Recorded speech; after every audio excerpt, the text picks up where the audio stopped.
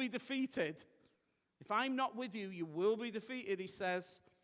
But they did it anyway, and the Amorites came, verse 44, and they chased you like a swarm of bees and beat you down. And it's just that ridiculous image in a way that it wasn't even, it was like, there's an image of it's just like fighting a huge giant, but there's this image almost like, oh, it's just like bees, tiny bees. And it's that kind of idea that if the Lord's not with you, the smallest opponent would be able to destroy you. Forget giants, anything will overcome you if the Lord is not with you. That's that lesson. So, what is the lesson so far? The challenges that face the church in every age seem like unbeatable giants if the Lord is not with us. All challenges seem impossible if the Lord is not with us, if we trust in our own energy and resources.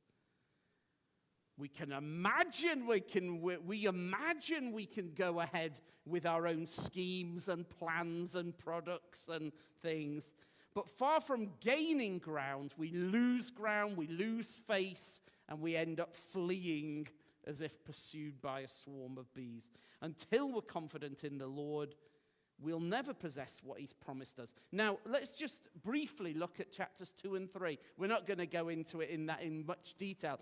But in chapter 2, it's an unusual chapter because that first whole section is about other people who have beaten giants. And what's that about? Well, he's really saying, look, Christ is the King of all kings, the Lord of all lords. He reigns over all the peoples of the world. And in verses 4 to 6 of Deuteronomy 2, he deals with the Edomites, the descendants of Esau. And he promised a land to them. And then verse 12, the Edomites have been enabled to defeat the giants who lived in their promised land. The Edomites had defeated giants to get their land. And then verses 9 to 11, the ancient church was shown how the descendants of Lot had also overcome giants to possess the land promised to them by the Lord. And then in verses 19 to 22, the Ammonites also defeated mighty giants to possess the land the Lord wanted them to have. What's all that about? Well, it's at least this.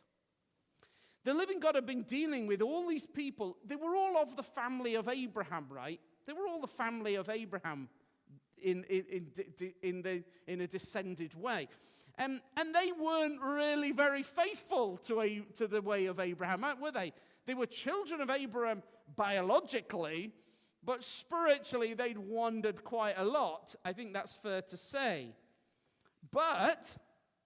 So they weren't very faithful children of Abraham. Let's even say they were unfaithful. And yet, whatever tiny level of trust they had in the Lord, they'd managed to overcome the giants. And it's almost like even if you had the faith of a mustard seed, you could beat a giant, he's saying to them. Look at these people, these descendants of Abraham.